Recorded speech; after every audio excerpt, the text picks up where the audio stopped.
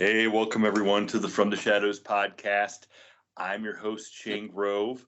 I'm flying solo on this episode. Jason, the super producer, is unavailable.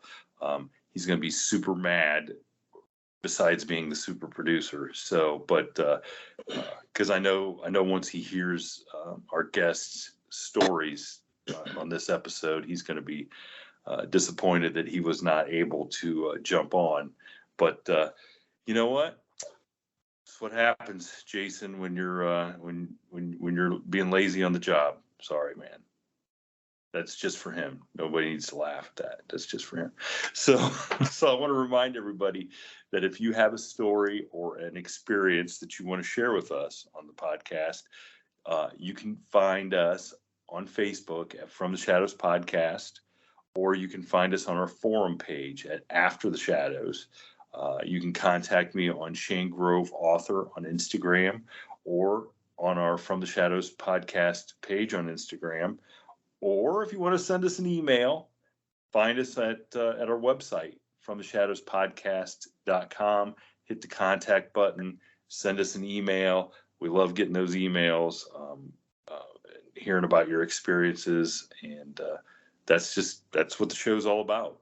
So before I bring our guest on, I just want to also remind everybody that if you're looking for some extra stuff, our Patreon page has got all kinds of goodies on it, I guess, for lack of a better term. So if you want to see the extra midweek howls we put up there every month and the extra paranormal episodes, you can go check it out. And you can get the regular episodes commercial free about a day before the regular ones come out.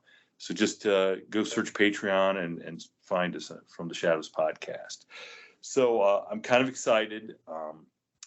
You guys didn't get to hear the pregame for this episode, but my guest today is a very accomplished musician, songwriter. So I got to geek out a little bit and talk some music ahead of time. So I probably should have recorded as some extra stuff, but I'm going to bring Jackie on the show. Welcome, Jackie, to the From the Shadows podcast. I'm glad to be here. And before we get started, before we get off, I want to send people to your Reverb Nation page. Everybody listening needs to go check out I Was Unfriended on Facebook. Right? That's the title, right? That is the title. That is the title. I Was Unfriended on Facebook. Jackie sent me her Reverb Nation, which, if people don't know, Reverb Nation is kind of like it's like for artists. It's for songwriters and singers to put up. It's like a free sort of like a Facebook for just specifically for singers, songwriters. That's a good description of it, actually. Yeah, something like that. And so you can put up your songs so people can check them out, and you can make connections and support each other. And so Jackie sent me. We're nicer to each other on Reverb Nation. Yeah. There's no politics on Reverb Nation. So as a songwriter myself, I look through the titles, and immediately that one, I Was Unfriended on Facebook, jumps out. I listen to it. It does not disappoint. So we'll put a link up in the bio for this in the description for this episode, so that people can go and check that out and tell Jackie what they think of the song. But you got to be nice, because it's Reverb Nation and not Facebook. I can take it. You can take it. Well, you shouldn't have to, because listen, it really is, and I'm not just saying it because I do it, but I mean, it is a real gift to be able to take a blank piece of paper and create a song out of it, or take a couple notes on a guitar or piano, and it's not easy. And Or It on is. napkins or the back of somebody's T-shirt, anywhere you can write it. Yeah, exactly. Exactly. Exactly. So, well, okay. So let's get off songwriting 101 and let's really get into why you're on the show. I mean, I think a lot of people that listen know that me and Jason and the judge and everybody involved in that we're in Ohio, and we do talk from time to time to a lot of people from Ohio that have paranormal experiences and some Bigfoot experiences. And even though you're not in Ohio anymore, I think you had an experience. Yeah, yeah. Well, I was raised in northern Ohio in the Lorraine area up there, and I did have an experience. Now, for everybody that is listening all over the world, is like, I don't know where Elyria and Lorraine is. Basically, you would say Cleveland, Yeah, right? yeah. It's 17 miles west of Cleveland. Yeah, right on the lake. Right on the lake. Okay, so why don't you set the stage and the time, and just kind of just tell everybody what it was that happened back there, in I think 1973, right? Yeah. Okay. It was. I think it was in August, if I can remember. The only reason I remember that is we were talking about somebody's birthday coming up the next month, and so I do remember it was in August, and it was hot, not like Texas hot where I live now, but it was hot. And a bandmate of mine, lead singer for the band I was in at that time, was in the car with me, and I was driving, and we were kind of in a hurry because it was a Friday night. I remember that, and we had a gig that night, and it was already dusk, but it was summertime, so we had a little bit of time, and I took a shortcut that I normally did not take, and it's a road called Ford Road, and it is kind of between Elyria and Lorraine. It's almost on the border between those two towns, and Elyria is south of Lorraine, and it's an area where I would have never thought something like this would happen. I spent my childhood playing in the woods along the Black River there. We lived in a house that was just above the Black River, had to go down a steep hill and get to it. So I thought I knew everything that was there. And when you go down Ford Road, at that time, there wasn't, I imagine there's a lot more houses there now, but it was a pretty steep road. There was some farm style older houses at the top where you started to go down. And as you went down farther, it just became more wooded. And when you got to the bottom, the first thing that you go around a curve, and there was an old single lane bridge. It wasn't covered in any way. It just had like metal rails on the side of it. And it was raised probably, I don't know, at least 6 or 7 feet above the ground. You had to go up like a ramp to get on the bridge, and then go across the bridge and go down another ramp.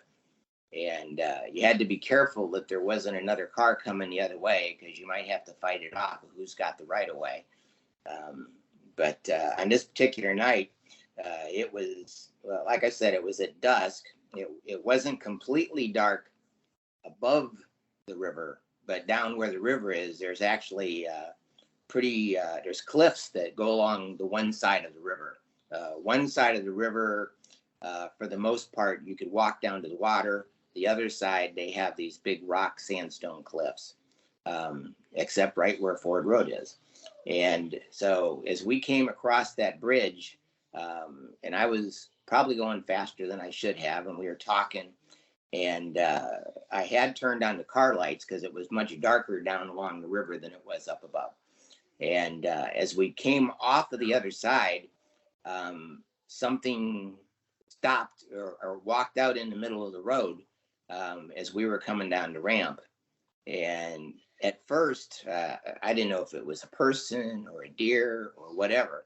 I just knew it was big, and I slammed on the brakes, and my car was a stick shift on the column, and I stalled the car. And Gary was saying, "Oh my God, oh my God, oh my God." and I'm looking at this thing, trying to get into my head what it could possibly be. I hadn't really heard much about Bigfoot at that time at all. And what I was looking at was probably maybe 10 or 20 yards from us, not any more than that. And it stopped in the middle of the road. And when it came out from the woods on one side, it was kind of hunched over like we startled it. And then it stood up and turned and looked at us for a few seconds. And then it just took like one step from the middle of the road and was gone the other side towards the river. So I think we both had to, when we got home, change clothes. So okay. Holy smokes. So what specifically about the way it looked do you remember? It was wet because it had apparently had come out through the water there, along the river. It was coming from the side where it was hard to access the river and coming out to where it was flatter. But it looked like it was wet. It had fairly long fur. I would say like you would see on a collie maybe. And it was dark brown to black. It looked matted, like underneath where its arms were. Like it hadn't. I don't guess it brushes itself out. I don't know, but it looked a little shop worn, I thought. And then the hair covered pretty much everything except the face, I think, and it didn't seem to have much in the way of like shoulders. It either it was hunched down more because it was scared, or it just didn't have shoulders. It was like the head was like you stuck a bowling ball on top of a hay bale almost. And the face didn't look like it. I think it might have had some hair, but not like the rest of the body. And the closest thing I could say is it looked like if you took a big silverback gorilla and an orangutan, and you mix those two faces together, it was very humanoid looking, I guess is the way I could say. And the skin appeared to be a little bit lighter than the fur was. And it stood there for just a few seconds. And we actually, when we talked about it afterwards, we were afraid that it was going to come at the car. It just had that body posture that like, oh my God, this thing could come after us. And instead it just took one big step and it was gone. And we must have sat there for 5 minutes just trying to catch our breath. It was pretty scary. Wow. So you guys just didn't like take off. Well, the car was stalled, right? So you didn't. Yeah. Did take off. Okay. Wow. So it obviously very saw good starting the car going downhill with that stick shift. So, but it obviously knew you guys were there. It looked right. Oh at yeah. Okay. Because it stopped like I don't know if you've ever run up on a deer in the middle of the road. You know how they just stop and look at you. Yeah. That's exactly what it did. And it wasn't expecting anybody coming off of that bridge. And so I looked up the area on MapQuest while you were telling that, and I could see like where that curve in the road is. Yeah. And so that area right there, that's a big like state park reservation, like a Black River Reservation. Yeah. And the Black River runs like does like a horseshoe shape through that from where you guys were. Yeah. And there's a new bridge there. After I talked to you the other day, I went and looked up the map and I called my sister who still lives up there, and they built a multi-lane bridge where that bridge used to be. Okay. And because the bridge was probably pretty dangerous, but back then there was way more woods than what there is now. And the Black River runs all the way from Lake Erie down pretty close to where you are, I think, because there's a couple there's a couple different branches of the river. Yeah, it does, and I think we were kind of talking before. Surprisingly, how many Bigfoot sightings, because there's been quite a few in Ashland, Ohio, and I believe the Black River is not too far from Ashland. No, it's not. Yeah, and I a few years after that, I can't remember the guy's name. We talked to a guy in California that was I guess you would call him a Bigfoot nut. He lived for it, and I can't remember what his name was. And he had a theory when we were talking about that. He thought that they may use the river valleys like that to migrate through, even if it's a populated area, that they could migrate back and forth through those kind of areas. And then, like, about the same time, within a couple of days of that, there was several more sightings in the area in Oberlin, which is just south of where we were, right there along the river.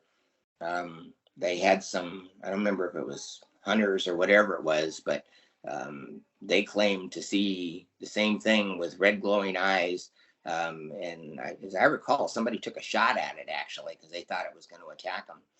But the funny thing was, is I didn't see red glowing eyes. I don't know if it maybe just angle of my lights on the car or something. But. Well, you're freaking me out a little bit here. I got goosebumps because you said Oberlin, and I'm looking at the Black River. So we have discussed this before on the show. Like, the one time that I've gone out and been taken out to kind of, and I'm using air quotes, go hunting Bigfoot, was to a campground that's just outside of Oberlin, that they had heard what they believed was a Bigfoot type creature. They heard heard it making a call or whatever in the woods, and so these guys, they invited us up there to go and check it out, and we went with a group too big that you'd have thought you'd ever have run into anything in the woods. Okay, and the one lady who is a very well-known Bigfooter in Ohio, and Amy Boo, was with us, and she and I both saw what we can only conclude after we eliminated every other possibility were red eyes. And after we left, the gentleman that we were up there at the bequest of, that numerous people in the campground, not knowing what we had seen, had over the next year and a half seen what they could only describe are red eyes. And the same way that Black River reservation, is up there, state park is, there's other along that Black River. It probably passes through 3 or 4 similar sections of woods like that have been turned into state parks or state, protected land.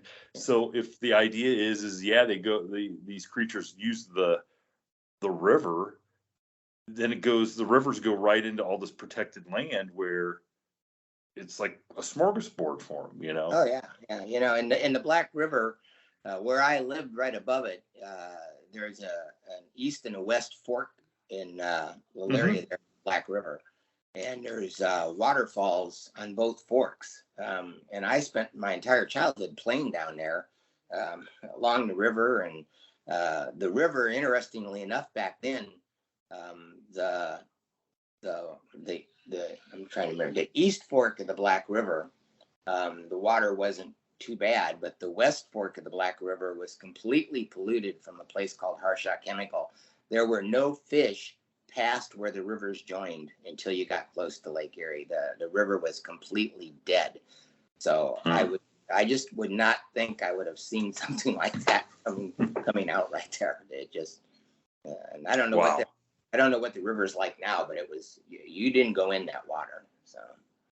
So okay, so you and Gary are sitting there and then leave and go. Like, what did you think? Because back in 1973, Mhm. Was the Patterson Gimlin film even that well known?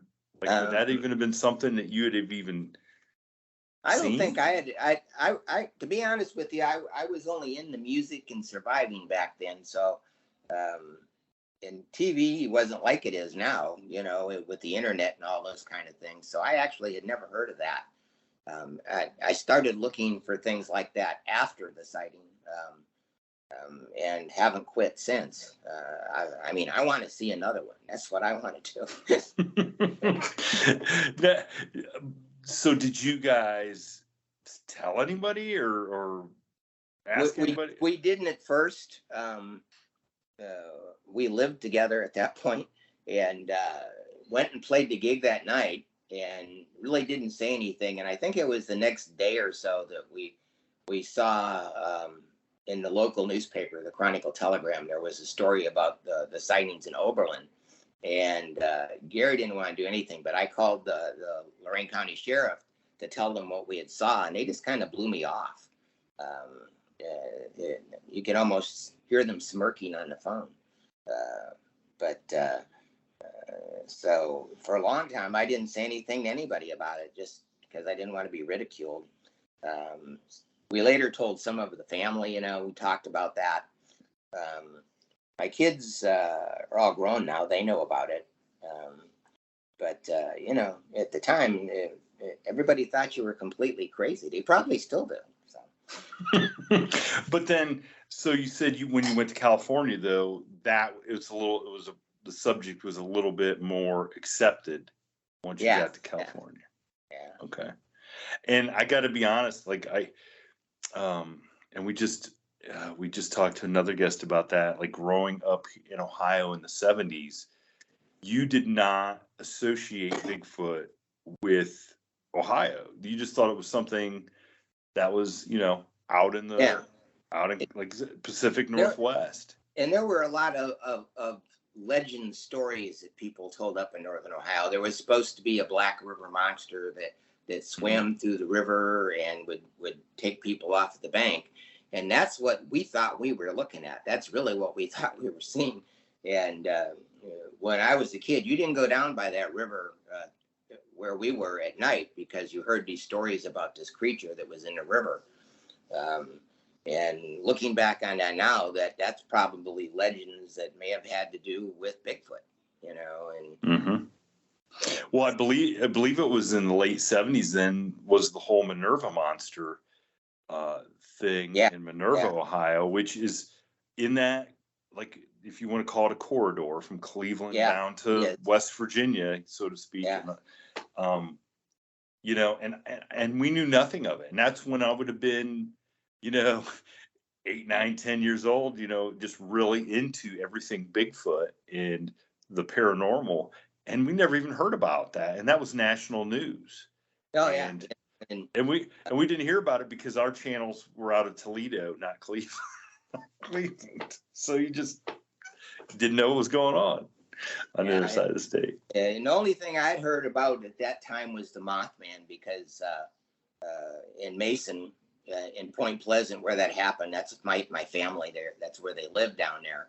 And when I'd go, I spent every summer down there, and they always talked about winged creatures and stuff. But I thought they were just crazy. I really did.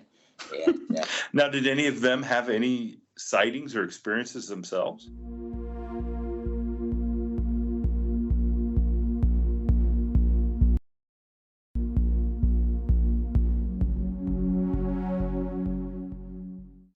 with the Mothman, Yeah. not that they would admit to, anyway. I know there was a place down there. Crap, I can't remember what the name of it is, but it's like an ammo dump. Yeah, Where the TNT or whatever. Yeah, that's it. That's it. And my the people that lived across the street on another farm, they claimed to have been out at the TNT and had the thing fly over their car, and scared the living tire off. And I always thought they were telling us stories to keep us from going back there. But that was the only one that I ever heard that actually had saw something there. But that's so different from what Bigfoot is. It's just like wow.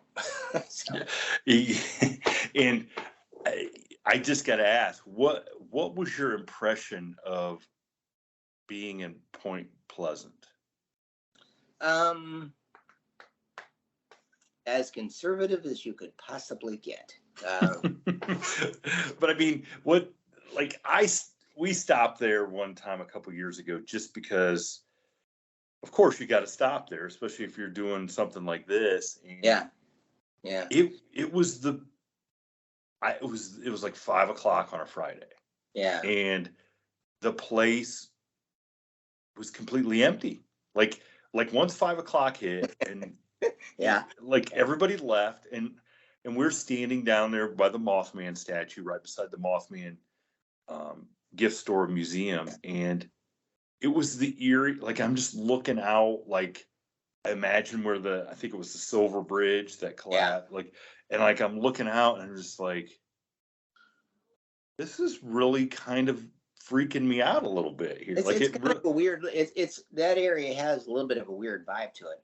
My uncle had a bear alignment shop. They don't have those anymore, where people had their trucks and cars aligned, and it was actually at the north end of the Silver Bridge. And really, and he lived in Mason on the other side, so the Silver Bridge ended in Pomeroy actually. And so he went across that bridge every night. So when the bridge fell, we were living in Ohio. We were really worried about the family and what went on down there. But it was not till a long time after that I heard about the Mothman and all of that. But never seen the Mothman, but I'm convinced that was Bigfoot that I saw. So. Yeah, it doesn't sound like it was Mothman that you saw. No. That you saw for sure. Yeah, so you're definitely. So what was the impression like? Like it just wanted to get away from you as quick as possible, or it just wanted to kind of. I mean, if it stopped and stared at you, it's almost like, "Hey, I see you. Don't follow me." Yeah, it was the impression I got is that it was as surprised as we were.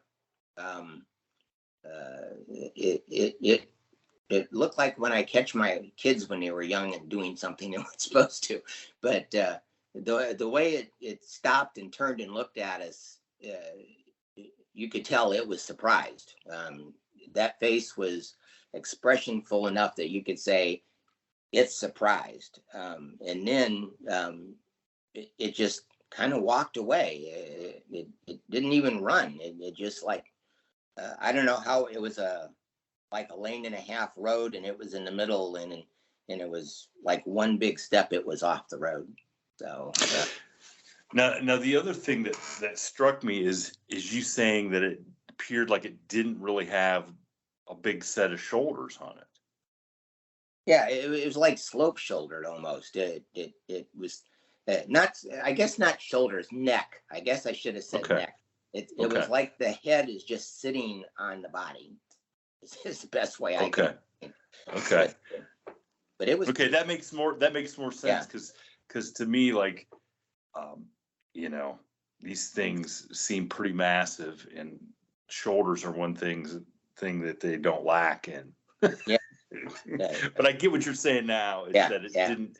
Yeah. When you said bowling ball on a bale of hay or bale of straw. Okay. Yeah. It just like it didn't have a neck. Okay. Interesting. Yeah. And that seems to be similar to what a lot of other eyewitnesses say. It doesn't necessarily have a big long neck. It just looks like the head is whatever the traps or something, like its traps are so big that it eliminates, it kind of takes away from a long having, like, it looks like it has a long neck. Yeah.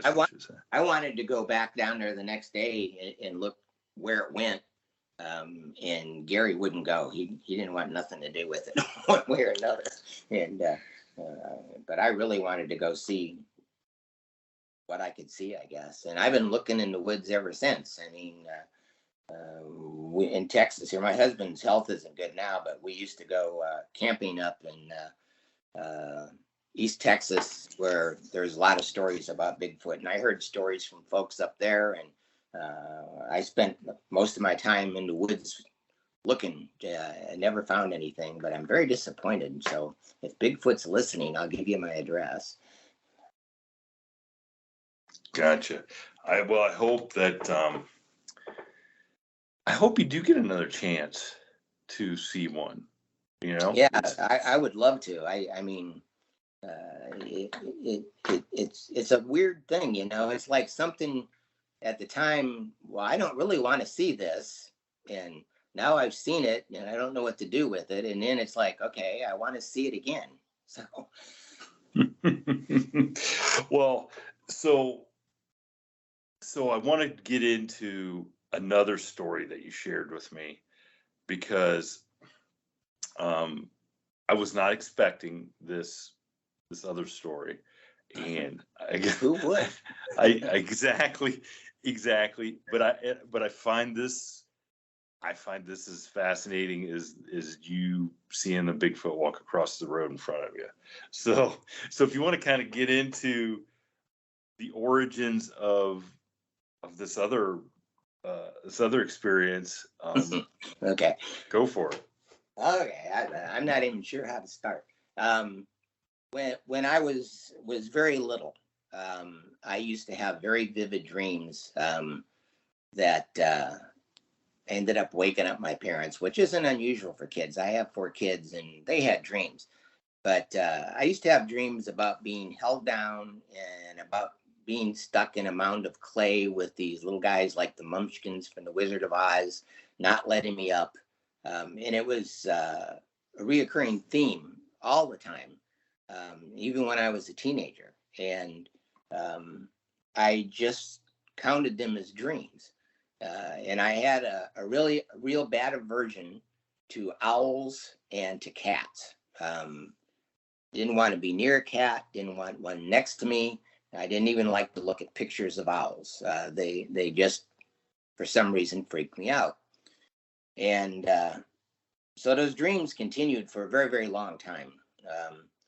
And they had different variations. There was one where I'm being chased through the mud and somebody behind me with a boat with big lights on it. I mean, just weird things like that. But always the same thing is I couldn't get away and I'm being held down. So I had written those off as dreams my whole life and didn't have any for probably 10 or 15 years.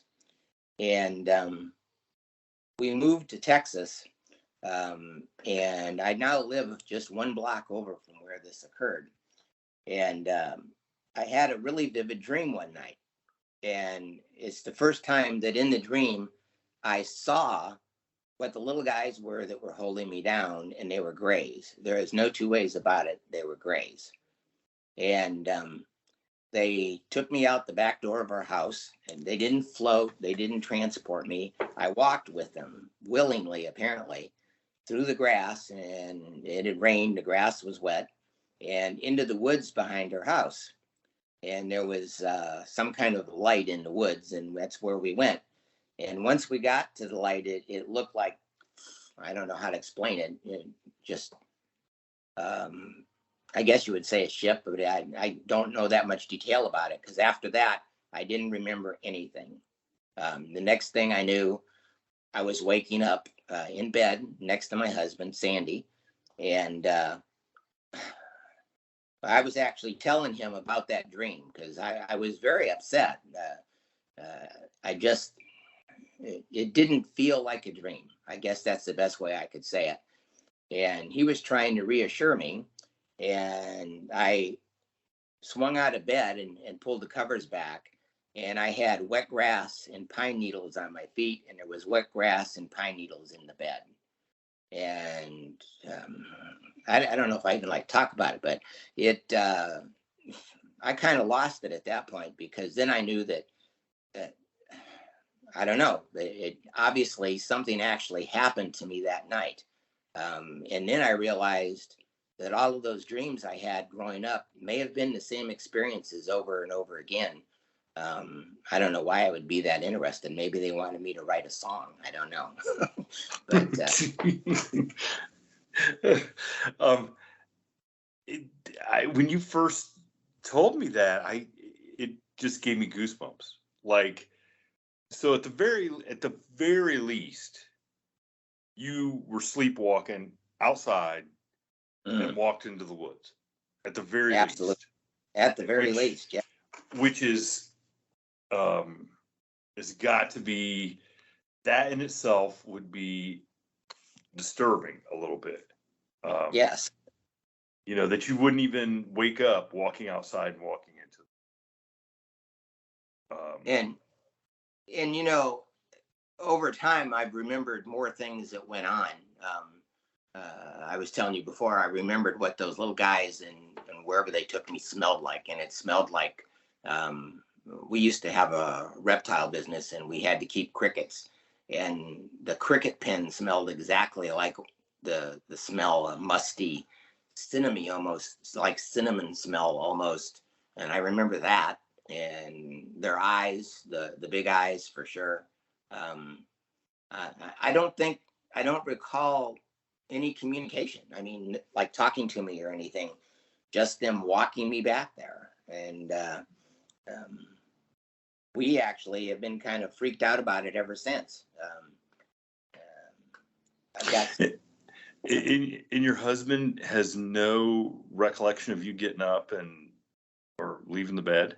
No, and none of the dogs barked and woke up. Apparently, we had 3 dogs.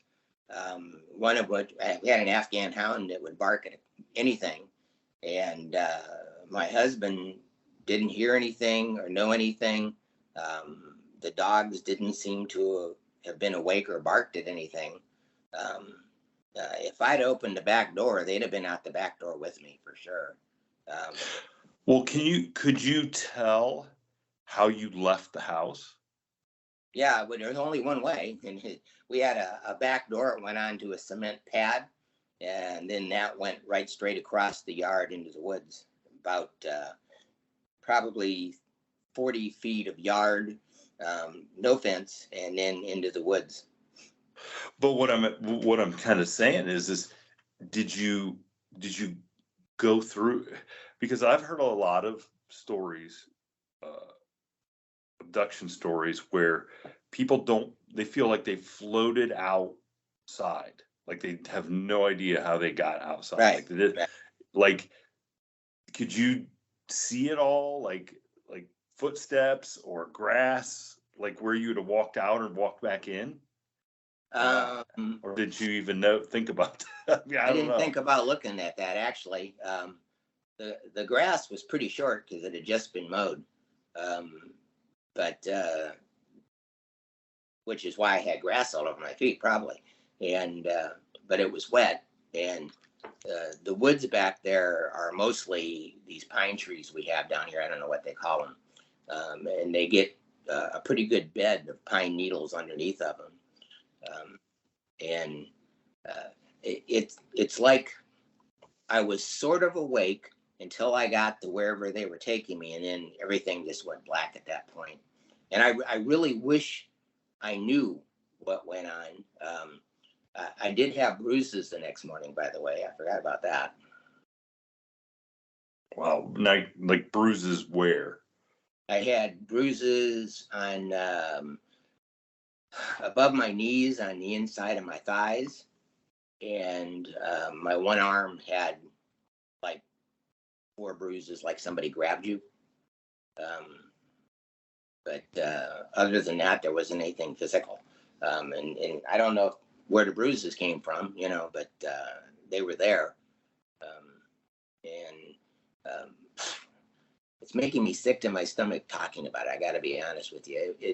It takes away your feeling of security entirely. I've got like 90 security cameras ever since then, all over the place.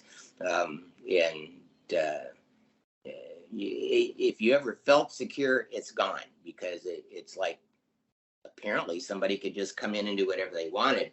It doesn't seem like there's any way to stop this from happening. And I don't. That's while I want to see Bigfoot again, I don't want to do that again unless I can catch one of those little guys. Well, I can tell you what, that would be you catching one of those might be better than getting a good picture of Bigfoot. I got to be honest. That would be, Yeah, and I gotta be truthful. I think somebody probably has one of each somewhere probably, that we probably. that they know a lot more about than. Well, I've done a lot more research after that on abductions and UFOs than I ever did on Bigfoot. The Bigfoot thing was just like, yeah, that happened. But when I look back at all the times when I was a kid that I had those dreams, and now go like, wow, what if they weren't dreams then either, and it's just kind of bizarre. It just is. And your parents never said anything ever weird happened when you were a kid? Like, I mean, like they knew you were having those dreams, right? But they Yeah, didn't. yeah. But it wasn't like they saw that you had physically been outside the same as you witnessed. No, no. Um, just the dreams were bad enough that at one time they took me to the pediatrician. Well, back then it was the family doctor to make sure there wasn't something else going on. And there wasn't, but and he wasn't a lot of help anyway. He said, Yeah, I'm sure. yeah. I'm sure. Have you ever discussed this with your sister? Yes, yes. What is it? Did she ever have anything similar happen, or does she remember you being terrified of? We're 18 years apart. Oh, geez. So no. Yeah, yeah. By a different mother, and my mother died when I was 12, and so no, she hasn't ever said anything to me about any experiences like that. Well, I certainly hope that. I mean, I don't know. I'm kind of torn. I mean, I want to say I hope you get some answers about that, but then do you really want to know? Like you said, it's been terrifying enough what you don't know. I guess what I want to know is what they want. That would be the thing that most challenges me, I guess, is like, why would they do that? And why me? But it's just not knowing what they were after. That they don't seem to want to kill you or anything, obviously. And now with the government coming out and actually saying, oh yeah, by the way, those things are real. Now I wonder about the stories that I've read about, where they actually have aliens and that kind of thing. So it makes you almost want to say, gee, thanks. I know they're real. Let me tell you what I exactly. You know what I'm saying? Like, exactly. Yeah, I've met them. Yeah. Like, oh boy. And what's weird is, now there's parallels that are starting to be drawn between maybe seeing aliens and UFOs and Bigfoot. Yeah. And like you're talking about this, I'm wondering, like, did you experience them? Like, has this stuff always been around you for some reason?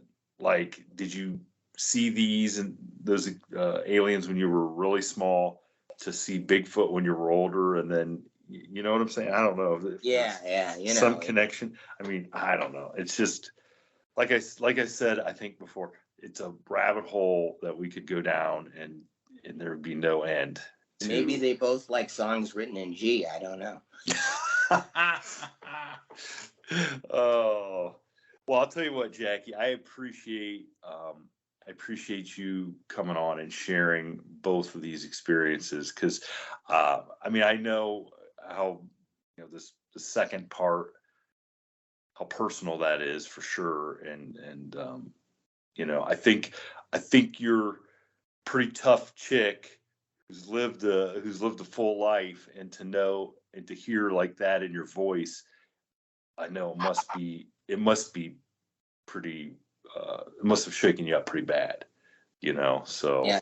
And now I really don't like cats, so well, yes, if there's any cats listening, Close your ears, because I really don't care for cats either. But but I do appreciate you coming on and sharing those experiences, and I hope that I hope somebody else reaches out that may have had some similar experiences, um, like you did as a kid, and maybe can share another story that might shine some light Yeah, on that would be great, on what's going on. So and and sometimes it's not easy to talk about, and I was in the medical field for 45 years, and you just didn't talk about those kind of things. no, because they don't. It's just like the sheriff kind of Yeah, smirking at you about they don't have any answers, and if they do, they're not going to share them anyway, because right. they then they don't want you to think they're as crazy as they think you are. You know, Exactly. you know what I'm saying? Well, I've always been crazy, but in a good way. Like Hey, women. I was gonna say that's a great hook right there. But yeah, so before we jump off, I want to remind everybody we're going to put a link up so that you guys can go check out Jackie's music, and I strongly urge go check out I Was Unfriended on Facebook, and some of the other stuff is really good, but that is Yeah. that pretty much sums it up. And So there's a bunch of videos on there too. So I didn't even get to the videos. So I, so, but well, Jackie, thank you so much for hanging out with me for a little bit tonight. And like I said at the beginning, Jason's gonna be really mad once he this hears this episode as he's producing it, and he's gonna be like, "Come on, man."